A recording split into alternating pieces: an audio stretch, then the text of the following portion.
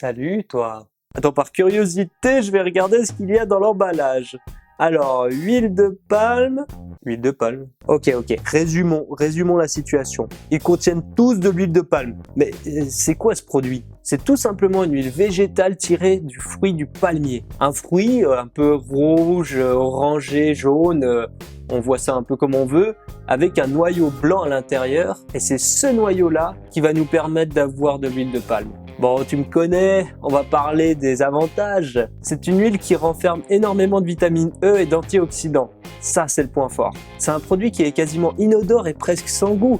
On peut le rajouter dans les cosmétiques ou dans les produits. C'est également une huile qui a des vertus apaisantes et cicatrisantes. Bon, tu vas rire, mais j'ai vraiment galéré à trouver des avantages sur l'huile de palme parce que je pense que t'es pas sans savoir aujourd'hui que c'est pas terrible pour nous et l'environnement. Un petit peu. Bon, c'est clair qu'on nous dit que c'est mauvais pour notre santé, mais pourquoi c'est mauvais pour notre santé? Ça, on le sait pas vraiment. En fait, c'est pas vraiment une huile qui est néfaste pour notre santé, c'est tout simplement une graisse saturée. Seul problème, c'est que c'est une huile qu'on retrouve absolument partout. Cosmétiques, bouffe, tout ce qui peut imprégner ou tout ce qu'on peut avaler a de l'huile de palme aujourd'hui quasiment. Et le problème dans notre culture, c'est qu'on a tendance à beaucoup manger de viande et de graisse saturée. Et si on rajoute à ça encore l'huile de palme, on s'en sort plus. Et si tu veux connaître les différences entre graisse saturée et insaturée, je te conseille d'aller voir ma vidéo où je résume tout ça. Mais pourquoi on la voit partout en fait? Pourquoi ce serait pas une autre huile, une autre graisse qui pourrait faire l'affaire dans nos gâteaux ou dans nos cosmétiques peut-être? Il y a plusieurs raisons à ça. Premièrement, c'est sa rentabilité. Un seul palmier produit environ 40 kg d'huile par an.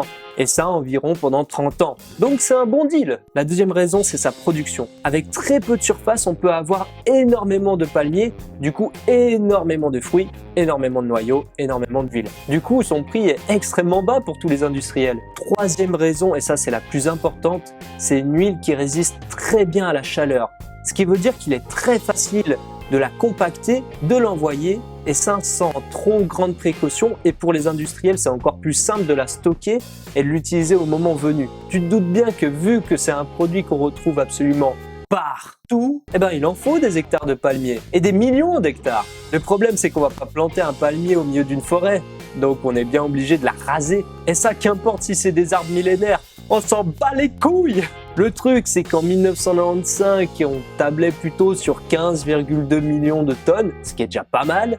Mais aujourd'hui, on est plutôt sur 56 millions de tonnes, avec une petite hausse intéressante de 2,5% par année. Pour te faire un petit peu comprendre le désastre que ça peut donner, c'est en gros un tiers de l'Allemagne qui est recouverte de palmiers. Bon, tu penses bien, je suis un mec un peu positif. Le problème, c'est qu'il y a d'autres soucis avec les palmiers. Bon, mis à part le fait que tous les arbres n'arrivent plus à absorber les gaz à effet de serre, c'est carrément la biodiversité qui est en train de mourir. Oui, des espèces végétales, naturellement, mais surtout animales. Des espèces comme le rhinocéros, le tigre ou encore l'orang-outan. Bon, ok, là je te sens chaud à arrêter, t'es vraiment bouillant là pour dire non, stop, je nique le système, je prends plus d'huile de palme. Oui, mais comment faire ?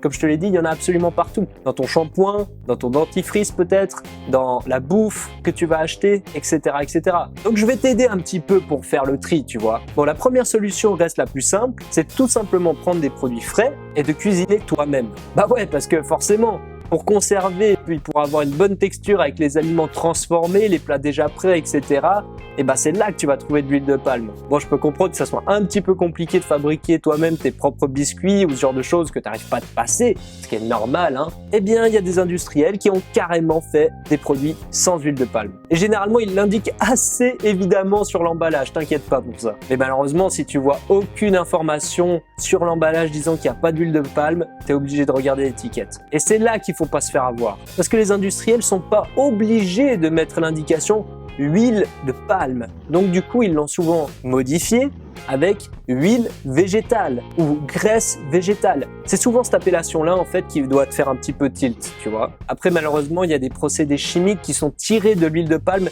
et qui n'ont pas du tout cette appellation-là. Et là, il faut être limite chimiste pour comprendre. Bon, je te rassure, il existe également des sites internet et des blogs qui t'aident à ne pas consommer d'huile de palme.